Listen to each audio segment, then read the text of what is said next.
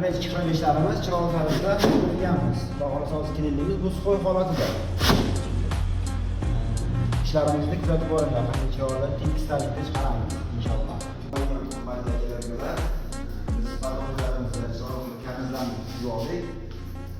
Stillar ham o'ta ideal darajada qo'ydik. İşte o sari ham turroq sari qo'yganmiz, undan sari oq kraska qo'ydik yengil. G'ijani chiroqli qilib tuzib oldik. Bundan keyin pastga ham mana g'ijamizni maskani ichida Europlast bilan o'rik kelasi ishlatganmiz. O'riklarni mana shu pastga 2 qavatli qilib stiklarimizni yo'ltirishlar qilib chiroqli qilib bitkizdirdik ideal darajada. Bu yerda rozetkamiz bor. Svetimizga rozetkamiz bor 3 dona. Buni ham ruchnoy qo'lda chiqaramiz.